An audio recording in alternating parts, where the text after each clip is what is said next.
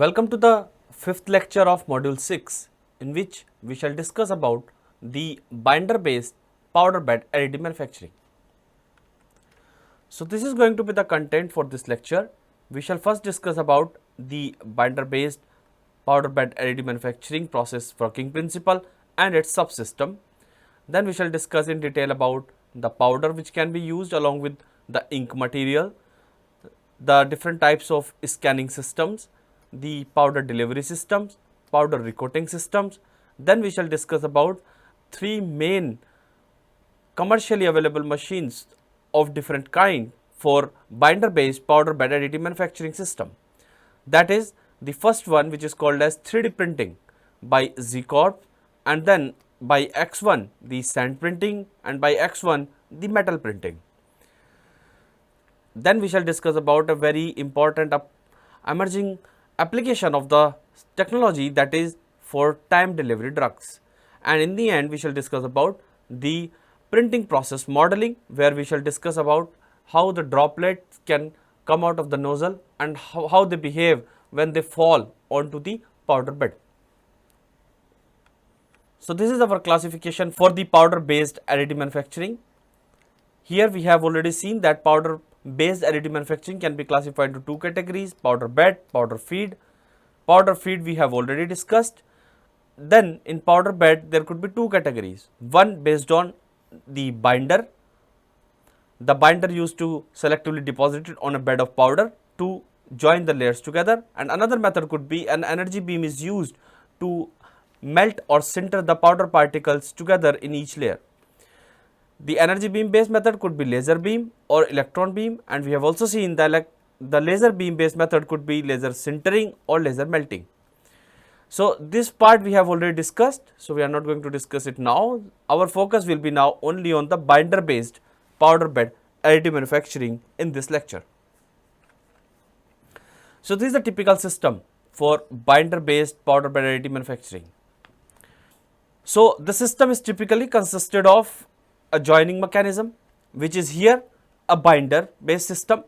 A layer of powder is spreaded here, and then from an ink head the appropriate ink falls onto the powder bed, and wherever that ink falls it used to migrate into the powder bed up to a certain height, and then after that those powder particles got binded together due to this ink. These tiny nozzles in the ink head can appropriately deposit the material. So this is the typical joining mechanism which used in the binder based powder bed additive manufacturing.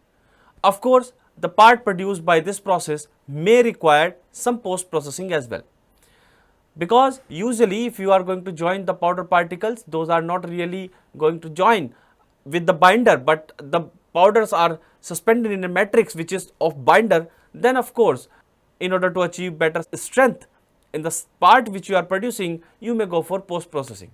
The post processing steps are very much similar, those we discussed in SLS. So we keep the part first in a furnace and we burn off all the binder from there. The burning off of the binder will leave the cavities or porosities behind. Then in those porosities we can infiltrate a material appropriately so that the density of the part can increase. Finally, the part density, if it is increased, finally the part can be easily produced by infiltration of appropriate material. However, in some cases the post processing may not be required. The particles can properly join together and they will have usually the sufficient strength. So for example, if you have maybe a cement like material and you are dropping the droplets of water onto it, then you know that after a period of time the powder particles of the cement are going to join together and will become hard, and then no further post processing may be required. So as you have seen, it's typically depend on what kind of powder and the ink material you are using in your system.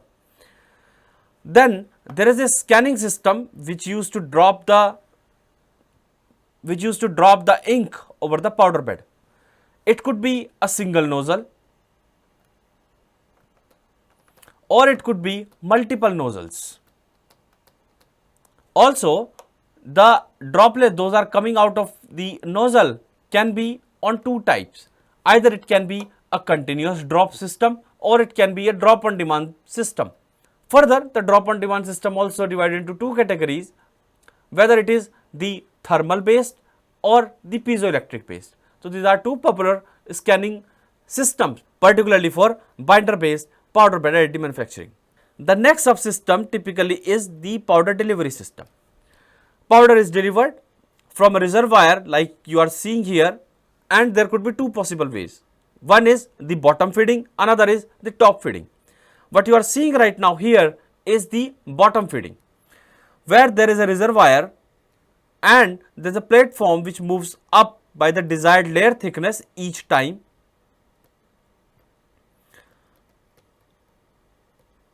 and the build platform goes down by the desired layer thickness each time after curing the layer.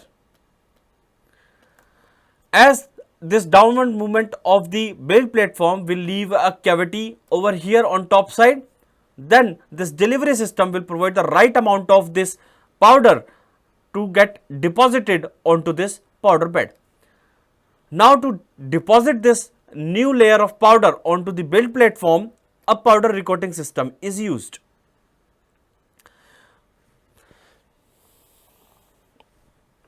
So, like I said, in the powder delivery system, there could be two possible options. One is bottom feeding, like you are seeing here. Another could be a hopper on the top, and that can be called as the top feeding system, and right amount of powder falls in front of the recoater or the powder recoating system from top, not from the bottom. Now, let us come to the next subsystem, that is the powder recoating system. There could be different options for recoating or depositing this right amount of powder available to the cavity created onto the build plate by utilizing a doctor blade or by utilizing a counter rotating or forward rotating roller or maybe a slot feeder. The build atmosphere usually is open environment in the case of binder based powder additive manufacturing system, because usually we do not increase the temperature of the system. Here the part or the green part which you are producing are usually available at the room temperature, and as there is no high temperature or melting involved of the powder particles, then definitely chances of getting these powder particles oxidized, particularly in the case of metal, will be very less. Therefore, these machines doesn't require any control atmosphere and usually have the open atmospheric environment. Of course, the build platform is going to be reusable in this case, and each time after completion of the part is removed and the build platform is reused again. So, this video will give you an idea of how this process works. So, as you can see in this video, there is a bed of powder and there is a ink head which is depositing the right amount of ink onto the top layer of the bed. Each time it is going to deposit the ink onto the cross section of the slices which have obtained during the CAPP, and then a new layer of powder is spreaded each time. After repeating the process, the loose powder is removed. Here in this case, the loose powder itself acts as a support material. There is no need to generate any external support in this process. So, this is the green state part and carefully it is removed from the powder bed. Then the loose powder which is acting as a support material into the overhanging zone is carefully removed by the compressed air.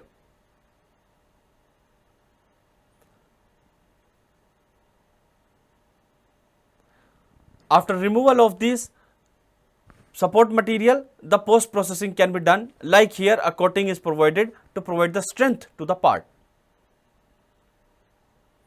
Then the whole part is kept into a molten wax and a uniform coating of wax is provided around the part. That will bind the particles from outside as well and will give it a further strength. So, this is the final finished part which is wax coated. Of course, this technology was popularly used as a prototyping technology in the beginning, but nowadays it is possible to create the real life objects also by this technology. It has been found a variety of material can be used, starting from ceramic, metal to polymer, to process through this technology. So let us discuss about the subsystems in detail. The first one is the powder and ink material. Like I said, it could be ceramic, polymer, metal, or even multi-materials as well. This multi-material is the unique quality of this process. As you can see, I am spreading a layer of powder on the bottom and assume that it is having some spherical particles with it. Definitely there will be some voids, and assume that now there is a ink coming from the top, and that too is having a material into it which is mixed with the ink itself. Approximately around 30% material can come along with the ink itself. Then appropriately, based on the requirement, I can deposit that second material into the required region. As a result, I can vary the composition inside the part appropriately in the desired zone. And as a result, I can make the multi-material component. Like I can have maybe 100% material which is spreaded on the bed at one end, and on the another hand I can have 70% material which was on the bed and 30% material which is coming from the ink as well. Also, there is another benefit that you can use the different colors also along with the ink. Assume that you have 3 ink head with RGB with 3 colors, and appropriate mixture of these droplets falling on a particular location can give you the color to the part. Hence, you can really realize or create the colorful objects by this process. And these colorful objects are not only the having color on the outer periphery, but detailed inside as well. The color is reaching into the inside CAD model as well. The next subsystem is the scanning system. Like I said, it could be a single nozzle or it could be a multi-nozzle system. Of course, the multi-nozzle is typically used to have better productivity. The next is the powder delivery system. I have already mentioned it could be either the top feeding or the bottom feeding. And similarly, the last one, which is the powder recoating system, it could be a blade, simple vertical wall which can spread the powder, or it can be a roller, or it can be a slot feeder. So now let us discuss in detail about these subsystems for binder based powder bed additive manufacturing. So the powder and ink. Wide choice of powder and binders are possible for this technology. The binder can be mixed with other material as well, which can come from the top side. Also, like I have already mentioned, different colors and properties material can be dispensed by different print heads. Therefore, the binder based powder bed additive manufacturing can exercise control over local material composition as well onto the layer. The material can be in a liquid carrier or it can be applied as molten matter. The proper placement of droplet can be used to create surface of control texture and to control the interior microstructure of the printed parts. The binder based powder bed additive manufacturing has unique flexibility. It can create part of any geometry almost and out of any material including ceramic, metal, polymer and even multi-materials. Furthermore, it can exercise local control over the material composition, microstructure and surface texture like I have mentioned. The binder based powder bed additive manufacturing is also readily scaled in production rate through the use of multiple nozzles, which has been commercially developed for printing images on paper, which you conventionally use in your 2D printer. So just assume this technology is having nothing but a Z axis in your 2D printer.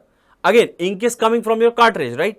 But the only difference is that now you have a Z axis which each time goes down after one pass of your ink head over the layer. So theoretically, you can just replace that RGB of your color printer, put anything which you want or mix with some other material.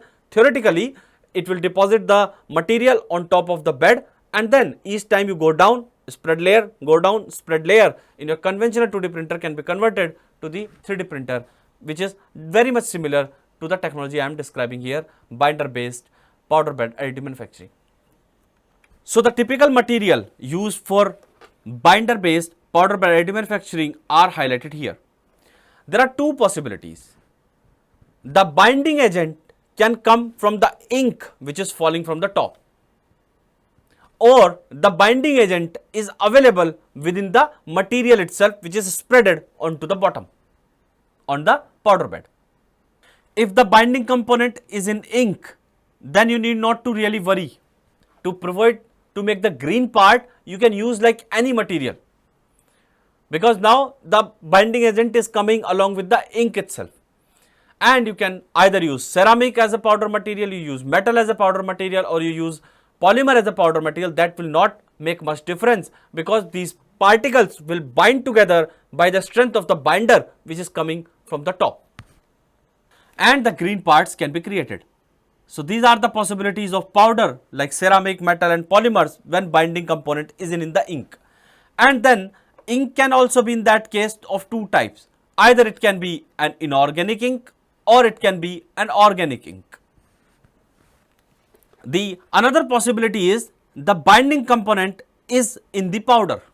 That means your ink is not really carrying any binding material, but binding properties or binding material is available within the powder particle itself. In that case, the ink can be now of two types. And of course, based on the ink, there will be an appropriate material also, the powder material also corresponding to that. Assume that it is a solvent ink. Then the possible powder particles for that case are like the polylactide and polycarbolactone, as you are seeing here. If the ink is like aqueous ink, then the possible powder particles are like starch, cellulose, plaster and ionomer cements. Very much you are familiar with these powder particles. Starch we are very much familiar with, which can be the wheat flour, and if you just spread that flour onto the powder bed and just provide the ink drops which are coming from the top, and this ink is nothing but now the water that is not having any binding agent as such, but when it falls onto the starch, the curing starts and these particles got bind together. We know that. In a similar fashion, the powder particles could be the ionomer cements, or it can be like your plaster of Paris or the cellulose as well. They all give such possibilities of utilizing the aqueous ink along with. So any combination which is highlighted here on this slide is possible for binder based powder bed additive manufacturing system. And now you can appreciate theoretically any material can be processed here to at least produce the green part. Of course, later on some post processing may be required, but from the machine I can get the part. As there is no thermal energy involved here, the loose powder only is sufficient to support the overhang features here. And as there is no possibility of warpage like we discussed in the case of selective laser sintering, here no support will be required to pull this part downward also. Hence theoretically no external support mechanism is required. Therefore, this technology can make any complexity of the part which you want to produce. It will only depend on the minimum layer thickness and the minimum feature size possible onto the machine. Now let us discuss about the scanning systems. Like I have mentioned, there could be two possible scanning systems. One could be the single nozzle, another could be the multiple nozzles. Multiple nozzles you have already seen, like the conventional cartridge of your 2D printer, which used to have the array of small tiny nozzles along the axis. Now in a single go, it just goes from this end to that end and deposit the ink on the paper everywhere at an axis, along an axis where it goes along the another axis. Such printing can save a lot of time. Assume that now you are doing the same thing with single nozzle. then you have to scan in this direction as well as in this direction. So each time you will go like this in a raster manner. Hence, it will be very time consuming. But think that now if these tiny nozzles are thousands in number and spread it over a right amount of length with the equal spacing or appropriate spacing, then in a single go you just move from this end to this end and it will keep on depositing the material. Let us discuss about the single nozzle in detail, because this multi-nozzle is nothing but the array of these single nozzles only. So if we will be able to understand the different types of single nozzle, then it will not be difficult for us to extrapolate our analogy for the multiple nozzles. So there are two possibilities of flow of material through the single nozzle. The first is the continuous drop deposition, or the second could be the drop on demand deposition. Now you can see there is a nozzle here, and this nozzle is providing some droplets with a certain rate. Maybe you can say that the number of drops coming out of this nozzle are like n per second. So in this process, these drops are first given a charge, an electrostatic charge, before entering into the nozzle. As these drops are having some charge now, if I provide appropriate electric field, then these droplets can be attracted toward that. Now to do that, there is a cup here which used to collect some unwanted drops. So drops from the nozzles are coming continuously, they are continuously coming, but the nozzle has reached to a location where you don't want to deposit the material or where you don't want to deposit the binder. In that case, I have to stop the nozzle, but nozzle will not stop in this case because it's continuously providing or injecting the material. So in that case, I have to just get these droplets deflected away from the powder bed in such a way that the required region will not receive any droplet of the ink. So to do that, like I have already mentioned, these ink are charged by the electrostatic. These inks are charged and an electric field is applied here. And if there is an electric field available here, appropriately wherever the droplets are not required, this signal will be given to this electrostatic coil and it will attract these charged particles of the ink drop in a reservoir. Of course, the ink collected here can be reused, but in some cases, as these are the charged ink, may not be reusable and you have to throw it away. So how it works, you can see here the signal diagram. The drop ejection signal is continuous. You can see that it is in pulse and it is continuously going with the same rate. So drops are coming with the same rate out of the nozzle. But you want to block a particular amount of drops which are coming out of the nozzle. So in that case, a signal will be given to the drop deflection system. So this drop deflection system, when it will receive the appropriate signal, it will attract those corresponding drops and it will not allow these drops to go towards the powder bed. So this is a typical continuous drop system. There are some benefits, like there is no inertia involved and you can quickly do the availability or unavailability of the droplets onto the powder bed. However, the major issue here is that the ink which you are collecting into a reservoir either has to be thrown away or it is very difficult to reuse, because if you want to reuse, you have to do some post processing with the ink. It cannot be just directly used. Therefore, nowadays more popularly the drop on demand systems are used. In the drop on demand system, the nozzle doesn't provide the ink continuously. It provides you a drop whenever it is required. It is just not continuously injecting the drops.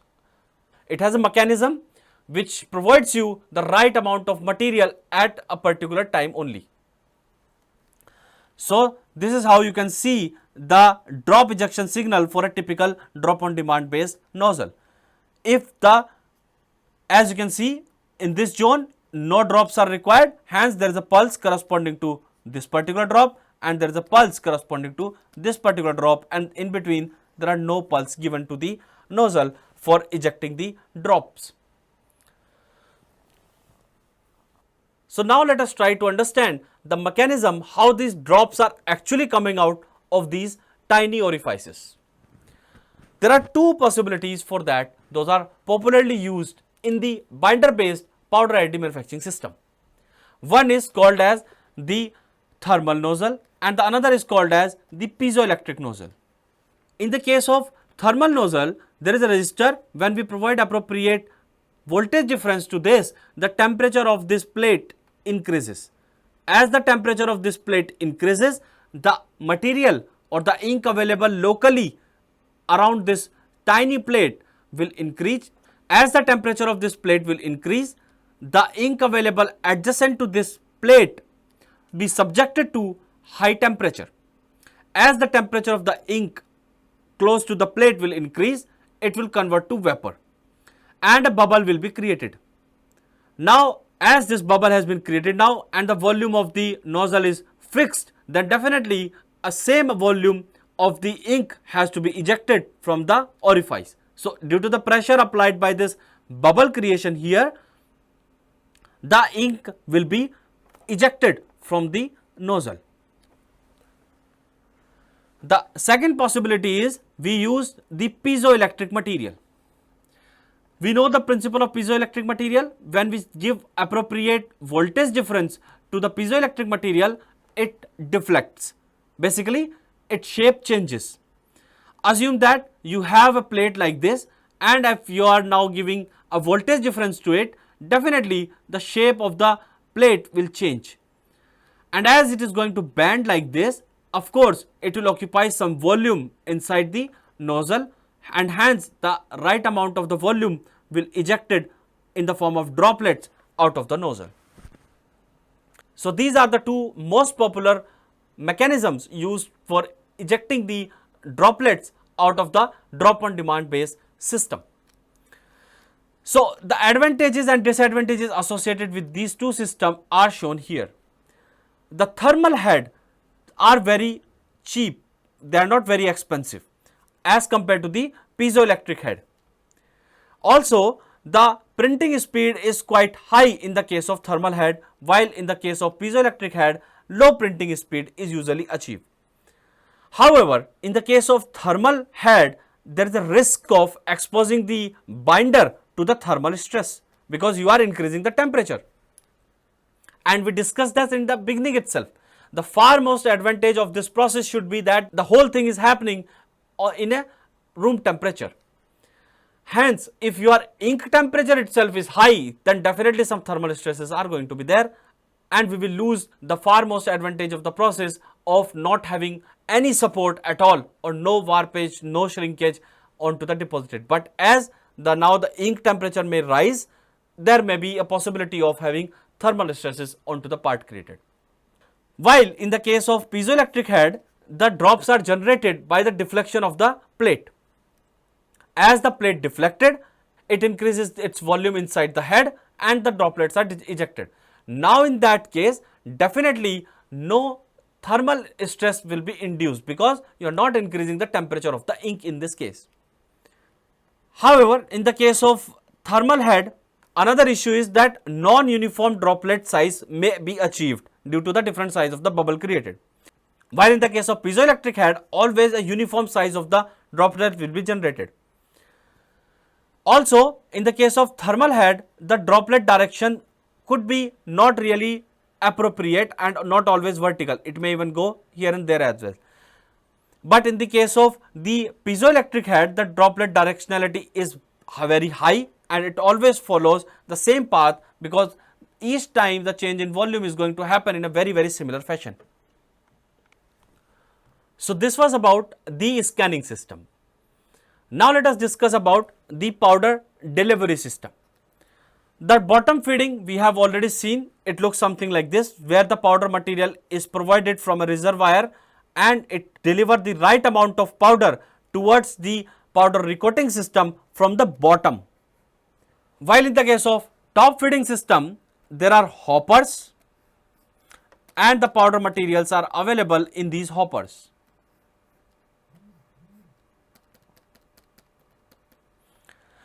Then there is a powder bed here where the build platform is also attached. Now the right amount of powder is available for recoater from the top, and then this right amount of powder is spreaded onto the powder bed. So as the material is now delivered to the powder recoating system from the top side, this type of delivery systems are called as the top feeding systems. In a very similar fashion, like we discussed in the case of SLS or SLM, the powder recoating systems are quite similar here as well. Those are the utilization of a blade, simple vertical wall of metal or of ceramic or of silicone or just brush only to spread the layer of powder onto the powder bed. The another possibility is the forward rotating roller or counter rotating rollers. Of course, the forward rotating rollers are bit important in this case because here there is no melting going to happen. Only the binder will come that will basically keep these particles together. And when you will eliminate this binder or you will burn off this binder, it will leave cavities behind. So, if your powder which you are spreading is not really compactly spreaded or deposited onto the powder bed, then there is a possibility that there will be large porosities and it will not, even after the infiltration, you achieve the very high value of the density. While if you have a very compacted layer deposited onto the powder bed, then in that case the ink which is coming from the top will not require to spread onto the very much volume, and also it may be possible now that as less amount is of binding particle are available after burning off, less amount of voids will be there, and hence during the infiltration high density can be achieved. Also, it is important to achieve high pack density of the deposited layer in order to achieve the sufficient green strength of the part. If the part's green strength is very bad, means there is very less amount of binder, then it may break even when you take it out from the machine itself. Therefore, there should be an appropriate optimal value of the pack density which you are spreading. You know that if you are using forward rotating rollers, then they will push the powder material available here downward and increase the pack density of the deposited material onto the powder bed. But if you are using counter rotating rollers, in that case they will pull away the material from the bottom. However, in that case the flowability of the powder will be better, but there will not be any compaction of the powder onto the bed. The next possibility is the slot feeder, which is of simplest kind, where there are powder particles available in the hopper, and when this hopper moves onto the powder bed, which is having a cavity which is created due to the downward motion of this platform, onto that the powder material will get deposited. Now you can see here, if it is moving in this direction, the back wall of the same hopper acts as a doctor blade and spread the right amount of layer onto the powder bed. So these are the different subsystems kept together, and now we can appropriately select the options available here in order to classify these processes further. So our very first process is the Z-Corp's 3D printer. So now you please note very important thing, that the name 3D printing was first given by MIT to particular this technology. Then later on this 3D printing becomes so popular nowadays that everybody calls this technology by 3D printing, and we have seen in our module 1 that why really people call it as 3D printing. So the technology developed by MIT for which is called as 3D printing was capable of utilizing ceramics, polymer, metal or even multi-materials by multiple nozzles. So let me connect it like this. They prefer to do the top feeding of the material, and then a slotted feeder is used to spread the powder. So the technology 3D printing, which I just mentioned, which uses the subsystems which I just shown you, was developed by MIT, and they give this technology name as 3D printing. It is very much similar to SLS, which we have discussed, except that the binder liquid is sprayed. The binder liquid is sprayed in the selected region instead of laser. The raw material is powder, which can be of ceramic, metal, or the polymer. The concept model can be prepared rapidly using a multi-jet, multi-color nozzle. The green part will require sintering inside another furnace as the post-processing of the parts. As the binder is spread through a thin nozzle onto the selected region over a layer of powder, the particles in that region stick together. The remaining powder, which is loose powder, act as a support material. The binder spray makes use of mechanical movement, however, use of multiple jet makes it faster. Explicit supports are not really required, and a wide variety of the powder can be used, like I mentioned, starting from metal, polymer, or ceramic. A typical system by Z Corp is shown here.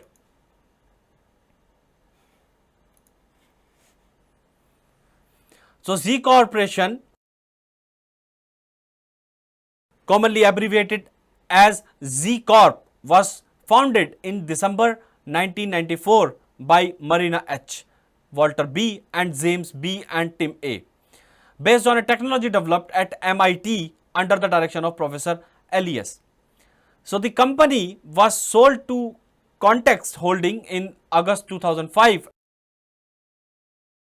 and was ultimately acquired by 3D Systems on January 3, 2012. So typically the Z printers machine, which is 150 by 250 specification, include the resolution of 300 by 450 DPI, because we are DPI defining because on a sheet the ink is deposited and the resolution of this ink is defined by this. So 300 by 450 dot per inch. So this is the resolution onto the XY plane. Now the vertical resolution is defined by the layer thickness. So minimum features which is possible onto the machine is of size 0.16 inch, that is around 0.4 mm. The vertical build speed was around 0.8 inch per hour, which is around 20 mm per hour. And of course, and the build size is 9.3 by 7.3 by 5 inch, that is around 236 into 185 into 127 mm. The material which they proposed in this particular machine was starch and plaster formations. Later on, of course, many different materials were also able to explore. So these are some of the parts produced on the machines.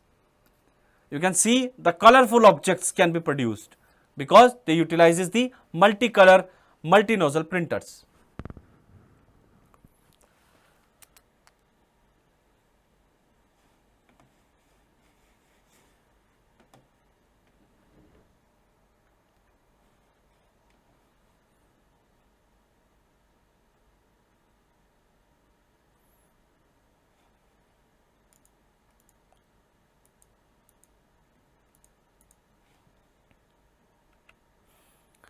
So with this, thank you very much.